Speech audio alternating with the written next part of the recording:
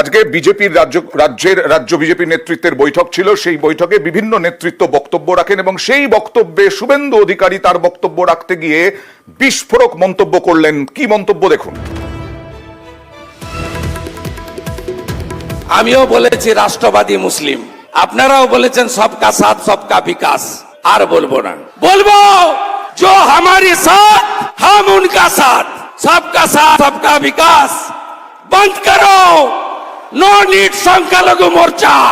সবকা সাথ সবকা বিকাশ বন্ধ করো, নো নিড সংখ্যালঘু মোর্চা। এরপরেই শান্তনু সেন, সৌম্য আইচরা এবং সুজন চক্রবর্তী বিরোধীরা কি তোপ দাগলেন দেখুন। বাংলার 11 কোটি মানুষের মুখ্যমন্ত্রী, যারা তৃণমূলকে ভোট দেন মমতা ব্যানার্জি তাদের জন্যও করেন, যারা তৃণমূলের থেকে মুখ ফিরিয়ে রাখেন মমতা ব্যানার্জি তাদের জন্যও করেন। ভারতীয় জনতা পার্টির মুখোশ আজকে খুলে গেল। আজকে এই কথা তারা বলছে যে যারা শুধু তাদের সাথে আছে তারা তাদেরই বিকাশ করবে, বাকিদের বিকাশ করবে না। অর্থাৎ এটা প্রমাণ হলো যে ভারতীয় জনতা পার্টি শুধু তাদের সাথে থাকবে যারা বিজেপিকে ভোট দেবে, বাকিদের সাথে থাকবে না। আসলে এই দলটাই আরএসএস এর দ্বারা পরিচালিত একটা দল, যারা হিন্দু, মুসলমান, শিখ, ইসাই সবার মধ্যে ভাগ করতে চায়, ভারতবর্ষকে ভাগ করতে চায়। যখন স্বাধীনতা আন্দোলন হচ্ছিল তখন ওনাদের পূর্বসূরীরা, উনি যে দলটা করেন, তারা ব্রিটিশদের সঙ্গে ঘুরে ফিরে বেড়াতো, তাদের সহযোগিতা করতো, তাদের দালালি করতো। আসলে স্বার্থে হারতে এখন ফ্রাস্ট্রেটেড হয়ে গেছে। ভারতবর্ষের মানুষ রিজেক্ট করেছে, এবার বাংলার মানুষও রিজেক্ট করবে। এই রকমের মনোভাব ওর আছে, মানে এটা ওর যারা দিল্লির বস তাদের মনোভাব। বিজেপি আলটিমেটলি গোটা দেশে একটা বিভাজনের রাজনীতি করছে। এই পথে চলতে গিয়ে কখনো মমতার সঙ্গীদের সঙ্গে নিয়ে বিজেপি করবে, কখনো তাদের সঙ্গে বিবাদ হবে। তাতে দেশের মানুষের জীবন জীবিকা, রুটি রুজির সমস্যা মেটাবার ক্ষেত্রে কোনো ভূমিকা ওদের আছে বা থাকবে এটা মনে হয়। আর অন্যদিকে রাহুল সিনহা, বিজেপির আরেক নেতা, তিনি অবশ্য বললেন শুভেন্দু অধিকারীর এটা ব্যক্তিগত মন্তব্য। কারো মনের কথা সে বলে, সেটা পার্টির পুরো সিদ্ধান্ত হয় না। সবকা সাথ সবকা বিকাশ হচ্ছে মোদিজি এই স্লোগানটা দিয়েছেন এবং সেই কাজটা তিনি করার কথাই বলেছেন। অতএব এটা কেন্দ্রীয় একটা চিন্তা। সেই চিন্তার যদি কোনো পরিবর্তন করতে হয় তো কেন্দ্রীয় পার্টি সেই চিন্তার পরিবর্তন করবে। আর বিতর্ক দানা বাঁধার পর এই সভা শেষে সাংবাদিক বৈঠক করে শুভেন্দু অধিকারী ব্যাখ্যা দিলেন তার বক্তব্যের। সংখ্যালঘু বিশেষ করে মুসলিমরা বিজেপিকে ভোট দেয়নি। 100 জন মুসলিমের মধ্যে 91 জন 2021-এ ভোট দিয়েছিলেন মমতা ব্যানার্জিকে। এবারে 95% মুসলিম ভোট দিয়েছে। সেই কারণে আমি রাজনৈতিক আমার অ্যাঙ্গেল থেকে বলেছি, এর সঙ্গে ভারত সরকারের ডেভেলপমেন্টের কাজ, ভারত সরকার বা জনপ্রিয় প্রধানমন্ত্রীর সবকা সাথ সবকা বিকাশ, সবকা বিশ্বাস সবকা প্রয়াস, এই স্লোগানের কোনো সম্পর্ক নেই। রাজনৈতিকভাবে, যেহেতু এটা রাজনৈতিক প্রোগ্রাম ছিল, এটা কোনো অ্যাডমিনিস্ট্রেটিভ প্রোগ্রাম ছিল না, এর সঙ্গে এনডিএ সরকার প্রধানমন্ত্রীর স্লোগানকে দয়া করে মেলাবেন না। আর এদিকে সাংগঠনিক ব্যর্থতা, নেতৃত্ব, রাজ্য নেতৃত্বকে টার্গেট, এটা কিন্তু এখনো চলছে লোকসভা নির্বাচনে ভরাডুবির পর, বিজেপির ভরাডুবির পর।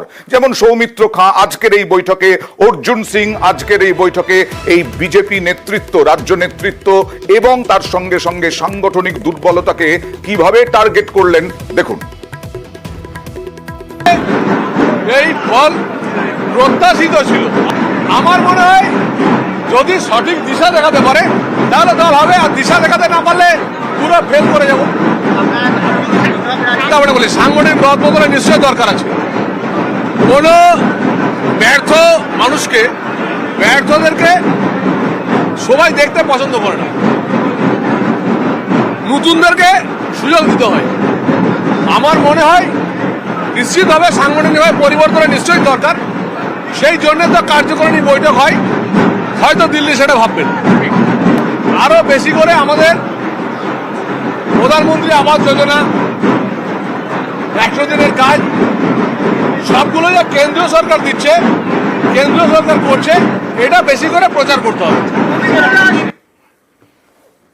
মাঠের নামার জন্য আমি ডাক দিয়েছিলাম। মাঠে নেমে ও শুধু বাড়িতে বসে ওই আলোচনা করলাম, ইমপ্লিমেন্ট হলো না। আপনি ভোট করাবেন কি করে? সাংগঠনিক দুর্বলতা আছে, তাই তো ভোট করাতে পারছেন। এটা তো আছে, এর মধ্যে তো কোনো সন্দেহ নেই। ওই সাংগঠনিক দুর্বলতাটাকে ঠিক করতে হবে। কথা বলবো প্রতিনিধি ভেঙ্কটেশ্বর লাহিড়ির সঙ্গে। ভেঙ্কটেশ্বর, যদিও সুকান্ত মজুমদার বলেছেন যে নিশ্চয়ই তারা খারাপ ফল করেছেন, তাদের একটা স্টপেজ এসেছে, কিন্তু এগিয়ে যেতে হবে, কিন্তু এটা হয়তো সামনে বলছেন, কিন্তু বিজেপির অন্দরে কি খবর? এই যে 2026 আসতে আর বেশি দিন তো নেই, সেই ভোটের আগে এই রকম ভাবে বিভিন্ন নেতার মন্তব্য বিজেপি শিবিরকে কি অস্বস্তিতে ফেলছে না? একদমই রাজ্য বিজেপি শিবিরকে অস্বস্তিতে তো পড়ছেই রাজ্য বিজেপি শিবির। পাশাপাশি তুমি জানো যে লোকসভা নির্বাচনের যে ফল সামনে আসার পর থেকে আমরা দেখেছিলাম সৌমিত্র খাঁ থেকে শুরু করে দিলীপ ঘোষ তারা বেসুরো হয়েছিলেন এবং দলের সাংগঠনিক নেতৃত্বের দক্ষতা নিয়ে কার্যত তারা প্রশ্ন তুলে দিয়েছিলেন।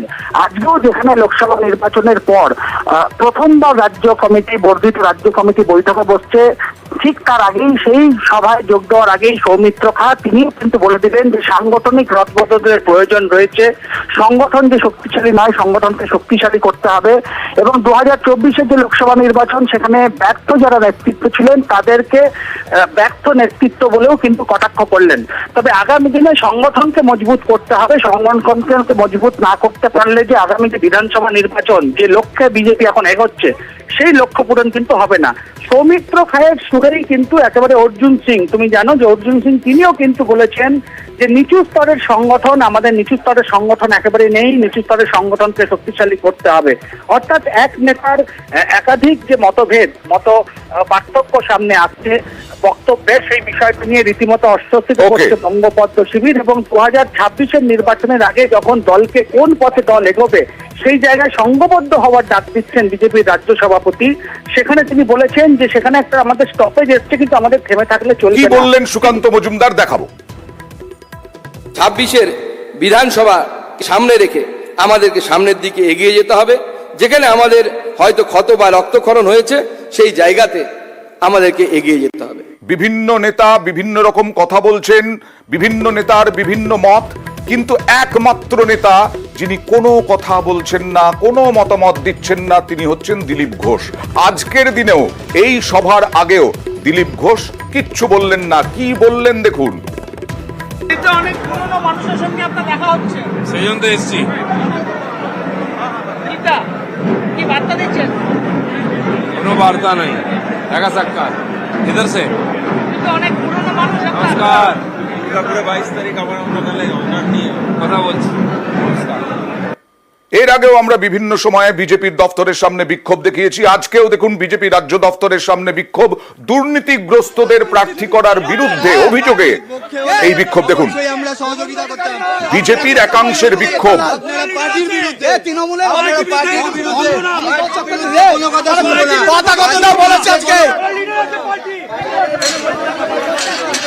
কথা বলবো প্রতিনিধি ভেঙ্কটেশ্বরের সঙ্গে। ভেঙ্কটেশ্বর, এরা কোথাকার কর্মী, কোথাকার বিজেপি কর্মী, তাদের কি বক্তব্য? দেখো তুমি জানবে যে এই যে মুরলীধর সেনের সামনে বিজেপি বাঁচাও মঞ্চ, এরা কিন্তু এর আগেও বিক্ষোভ প্রতিবাদ তারা সংগঠিত করেছিলেন এবং মূলত আদি বিজেপি, যারা বিজেপির সঙ্গে দীর্ঘদিন ধরে যুক্ত রয়েছেন তারা আদি বিজেপি পরিবার বলে তারা নিজেরা দাবি করছেন এবং তাদের যেটা বক্তব্য যে লোকসভা নির্বাচনে প্রার্থী নির্বাচন থেকে শুরু করে সাংগঠনিক নেতৃত্বের একাধিক ব্যর্থতাকে সামনে রেখেই তারা কিন্তু আজকেও সেখানে বিক্ষোভ প্রদর্শন করছেন এবং তারা আগেও যেটা জানিয়েছিলেন যে অবিলম্বে যেভাবে ধারাবাহিক বিপর্যয় হচ্ছে বিজেপির এ রাজ্যে, সেই জায়গায় দাঁড়িয়ে যদি ভালো ফল করতে হয় সংগঠনের যারা নেতৃত্ব রয়েছেন তাদের কর্মসূচি বদলে ফেলতে হবে, নতুন করে সাজাতে হবে এবং কিছু অপদার্থ রাজ্য নেতৃত্ব রয়েছেন যাদের জন্যই বিজেপি এ রাজ্যে ভরাডুবি হচ্ছে বা ধারাবাহিক বিপর্যয় হচ্ছে এবং আদি বিজেপি পরিবারের যারা সদস্য রাজ্যের বিভিন্ন প্রান্ত থেকে তারা এখানে জমায়েত হয়েছেন, তারা কনভেনার রয়েছেন, তারা বেশ কয়েক মাস আগেই বিজেপি বাঁচাও মঞ্চ হিসেবে তারা একটা মঞ্চ তৈরি করে উঠেছেন এবং সেই মঞ্চের ব্যানারেই তারা কিন্তু আজকেই আন্দোলনে নেমেছেন এবং সেখানে এই যে বিজেপির যে আদি বিজেপির যে বিক্ষোভ বা প্রতিবাদ আজকে সেই জায়গায় দাঁড়িয়ে ঘরের অর্থাৎ বিজেপির যে অন্তর্দ্বন্দ্ব বা বিজেপির যে ঘরোয়া খণ্ডল সেটা যে আরো প্রকট হলো সেটা বলাই যায়। বেশ, বলেছে আজকে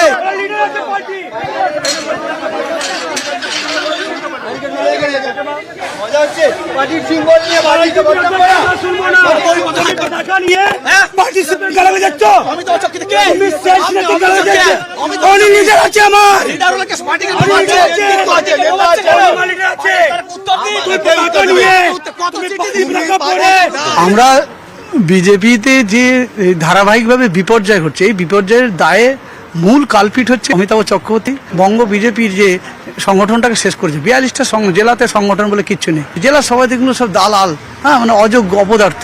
এমন এমন প্রার্থী দিচ্ছে যে প্রার্থীর মানে ক্রেডিবিলিটি নেই, সেরকম লোককে মানে লোকসভার প্রার্থী যে মানে পঞ্চায়েতে জেতার মতো ক্ষমতা নেই। এবার আমরা ধারাবাহিকভাবে বিজেপি বাঁচাও মঞ্চ থেকে লাগাতার আমরা চিঠি দিয়েছি, সবের মধ্যে ব্যানার ফ্যানার টাঙাতে শুরু করেছি। ব্যানারটা ছেড়ে দিয়ে আমাদের ধাক্কি দেয়, আমার সঙ্গে আমাকে হেকেল করে। তৃণমূল থেকে আসা লোকগুলো এরা বলছে বিজেপি, মনে হচ্ছে বিজেপি না, এরা এখানে পার্টি থেকে করে খেতে এসেছে।